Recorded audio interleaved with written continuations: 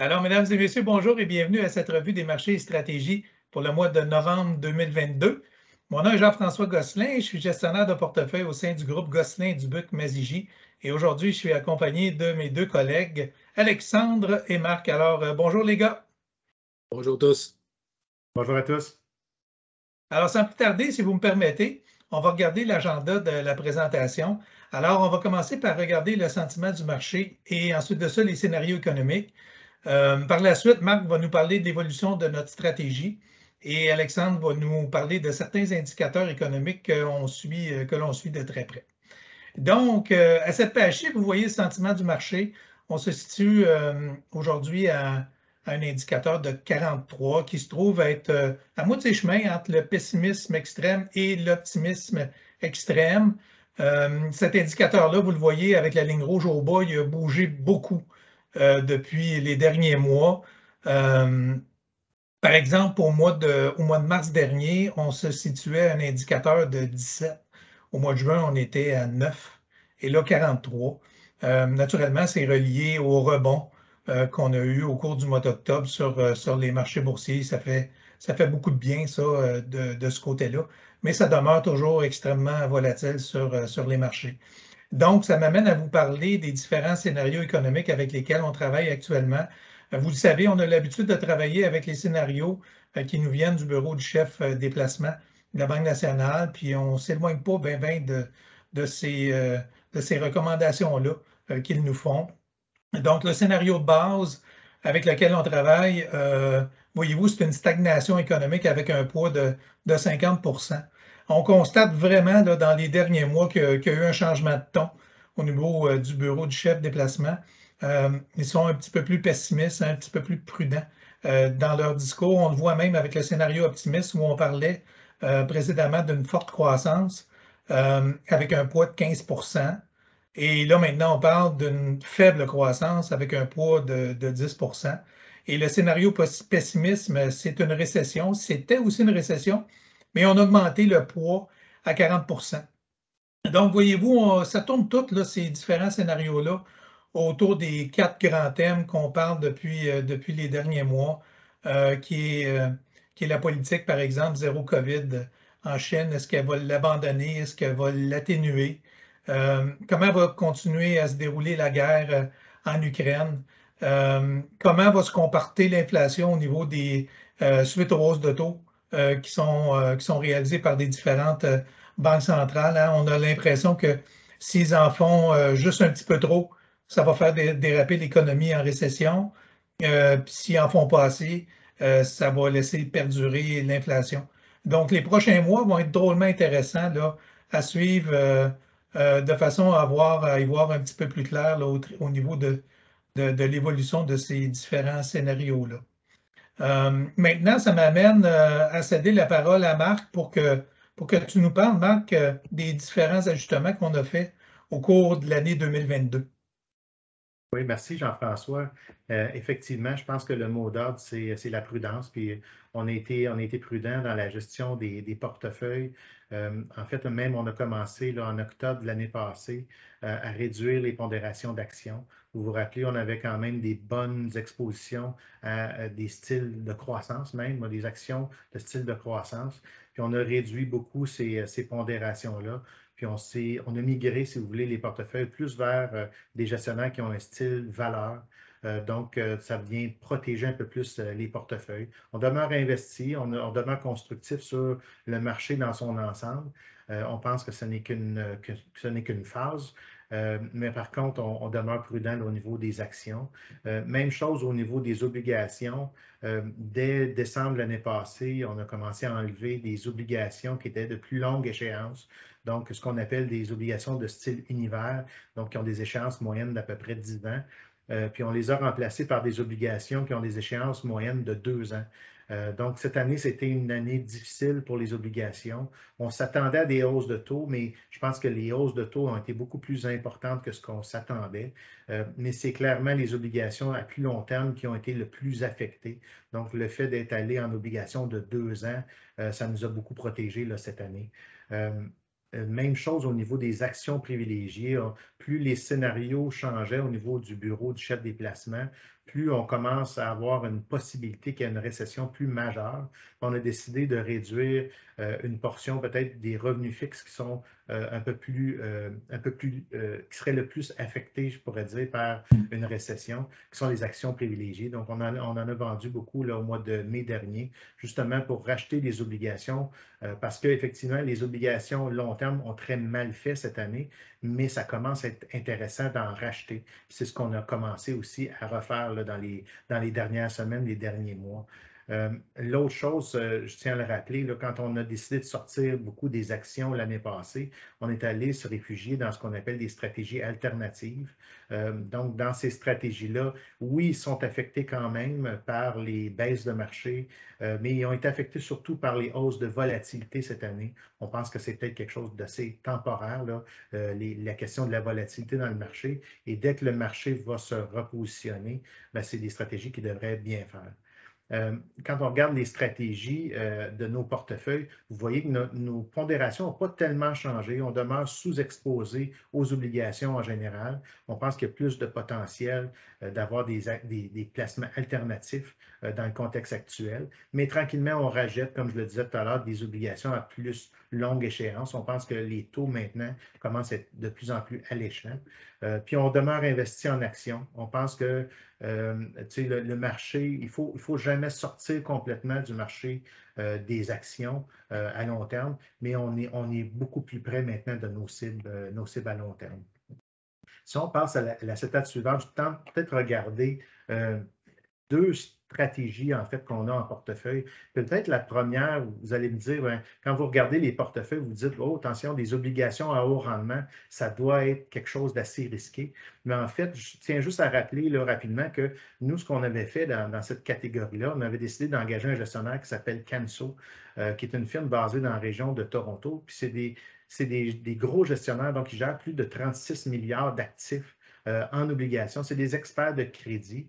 Puis nous, ce qui nous intéressait beaucoup dans cette stratégie-là, c'est qu'ils ont la tendance de suivre le cycle de crédit, donc de devenir de moins en moins risqués lorsqu'ils trouvent que les obligations sont chères, lorsqu'ils trouvent les obligations de crédit chères.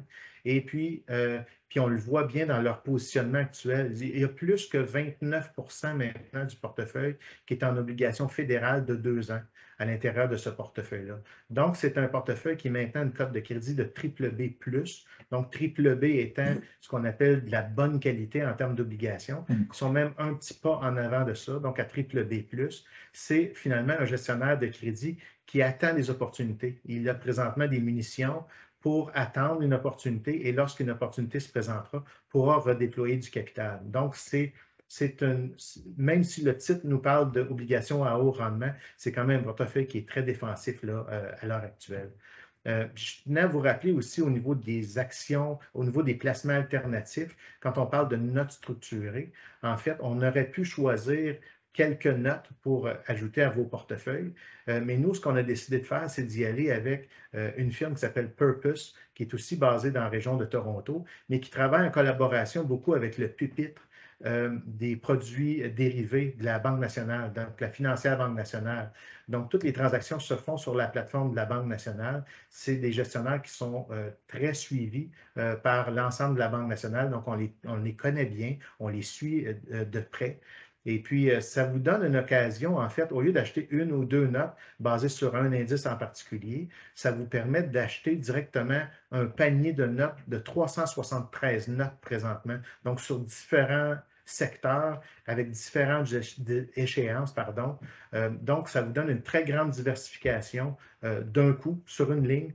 Et puis, nous, on trouve que c'est très intéressant. Je tiens à le rappeler, ça a été une stratégie qui a eu un petit peu de difficulté cette année. On aurait aimé que ça se performe un peu mieux, mais c'est une stratégie qui est affectée par la baisse des marchés, mais aussi par la hausse de la volatilité. Puis on pense qu'avec la volatilité qui va revenir à une certaine normalité, on pense que c'est le genre de placement qui devrait bien faire là, dans les prochains 3 à 6 mois. Je pense, Jean-François, tu nous parlais tout à l'heure de taux d'intérêt. Puis comme c'est une pièce centrale de toute la stratégie, puis de savoir comment les marchés vont réagir dans les prochains 6 mois, je trouvais approprié de regarder justement un tableau ou un graphique qui nous montre un peu l'évolution de ce que le marché s'attend en termes de hausse de taux d'intérêt. Je tiens à rappeler que ce graphique-là a été fait au mois d'octobre. Puis moi, je pense qu'il est déjà dépassé. Il est déjà complètement dépassé comme graphique. Mais vous voyez quand même la tendance. La tendance est la même. On voit en pointillé noir, on voit ce qu'on s'attend de la Banque centrale américaine et en rouge de la Banque centrale canadienne. Au niveau de la Banque centrale américaine, moi, je pense que les derniers commentaires qu'on a eus dans les dernières semaines de la part de la Banque centrale sont venus clarifier, je pense, beaucoup sont venus baliser ce que la Banque centrale prévoit faire dans les prochains trimestres. C'est-à-dire que la première chose que la Banque centrale nous a dit, c'est que probablement que les hausses de taux d'intérêt vont commencer à être un petit peu moins importantes à chaque rencontre. Ce sera des hausses quand même. Par contre, le sommet, là, dans ce graphique-là, vous voyez, on s'attendait à un taux final, donc à la fin des hausses de taux qui serait entre 4 et 5 %. Je pense présentement que la banque nous signale qu'elle va s'approcher beaucoup plus proche du 5 %, donc des taux plus élevés. Et probablement que le palier en haut, avant qu'on revoie des baisses de taux, le palier va être un peu plus long. Donc, c'est possible qu'on atteigne donc un sommet plus élevé, puis qu'on va le maintenir un petit peu plus longtemps parce qu'on veut justement mater toute l'inflation qu'il y a dans le système. Vous allez me dire, ce n'est pas une bonne nouvelle pour le marché. Ça peut nous amener peut-être en récession.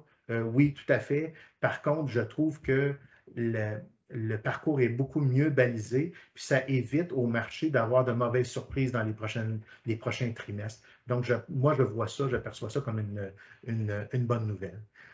Mais pour bien suivre le travail des banques centrales, Alexandre, quels indicateurs on devrait regarder pour nous donner une idée de où est-ce qu'on s'en va?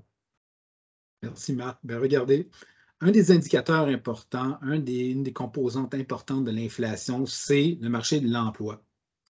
Et ce qu'on regarde sur ces deux graphiques-là, c'est le marché de l'emploi au Canada et aux États-Unis, et il est encore très vigoureux. Vous regardez les petites barres rouges, ce sont la création d'emplois mensuels dans chacun des pays. Elle est encore importante. Et en bleu, c'est le taux de chômage dans chaque pays. Ce que les banques centrales voudraient faire en augmentant les taux d'intérêt, c'est ralentir cette création d'emplois mensuels, et c'est étrange à dire, là, mais elles voudraient voir ce taux de chômage commencer à remonter un tout petit peu. Question de ralentir l'essor des salaires, là. Alors, les banques centrales veulent ralentir la demande d'emploi, la création d'emplois, mais aussi un des impacts, c'est que, comme on voit sur cette page-là, en augmentant les taux d'intérêt, on a eu le repli qu'on voit du côté gauche, la ligne rouge, depuis décembre, des marchés boursiers. Ce qui fait que quand les banques centrales ont augmenté les taux d'intérêt, ça ralentit les bourses. Mais ce qu'on voit aussi du côté droit, c'est les cours bénéfices des marchés canadiens en haut et américains en bas a beaucoup baissé, ce qui veut dire que les marchés sont beaucoup moins chers. Si on regarde même du côté canadien, en haut à droite, on est encore plus bas que la fourchette historique, si on veut. On est rendu à 11,8 fois les bénéfices, tandis qu'en décembre, on était dans les alentours de 20. Pire que ça, du côté américain, on était en décembre dans les alentours de 23-24, tandis que là, on s'assoit sur la moyenne historique qui est environ 16. Alors, si tu veux gérer un bon père de famille, tu veux éviter d'acheter quand les marchés sont trop chers. Et là, ça commence à revenir à des niveaux intéressants. Ce qu'on peut voir aussi sur la prochaine page, c'est que l'augmentation des taux d'intérêt a fait aussi que le bureau du chef des placements a revu à la hausse les rendements anticipés pour les différentes catégories d'actifs et surtout du côté obligataire. Si vous regardez la barre rouge du côté gauche du portefeuille, c'est les rendements qu'on anticipait l'année passée pour les 5 prochaines années du côté obligataire. Vous voyez que ça a augmenté de façon importante à cause justement de cette augmentation des taux d'intérêt. Le bureau chef des placements s'attend à un meilleur rendement dans les 5 prochaines années du côté obligataire. Ce qui fait qu'un portefeuille équilibré, ce que vous voyez au milieu, mais le bureau du chef des placements s'attend à ce que un portefeuille équilibré, à cause que les placements de revenus fixes fassent un peu mieux, ben, ils s'attendent à ce que un portefeuille équilibré fasse un peu mieux aussi, parce que pour la première fois depuis très longtemps, on commence à avoir un rendement intéressant du côté des revenus fixes. Avant de repasser la parole à Jean-François, je veux vraiment souligner que quand vous faites une planification financière, on utilise les hypothèses de l'Institut québécois de planification financière, qui, justement, pour un portefeuille équilibré, a des espérances de rendement à moyen et long terme dans ces eaux-là, peut-être un petit peu moins même que 16 % qu'on voit là. Tout ça pour dire que quand vous faites une planification financière et qu'on vous dit que vous allez atteindre vos objectifs, c'est avec des rendements dans ces eaux-là, sinon plus conservateurs. On va atteindre vos objectifs si on continue avec des portefeuilles qui performent comme ça. François? Alors, merci beaucoup, Alexandre. Merci, Marc, pour cette présentation. Alors, je vous rappelle qu'on a toujours une approche qui est prudente en portefeuille. Les marchés sont toujours très volatiles. On est à l'affût d'occasion, naturellement.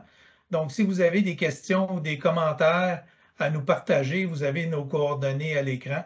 Je vous invite à communiquer avec nous. Ça va nous faire grand plaisir de discuter avec vous, de répondre à vos questions. Et sur ce, je vous souhaite à toutes et à tous une belle fin de journée. À bientôt. Bonne journée. Bonne journée.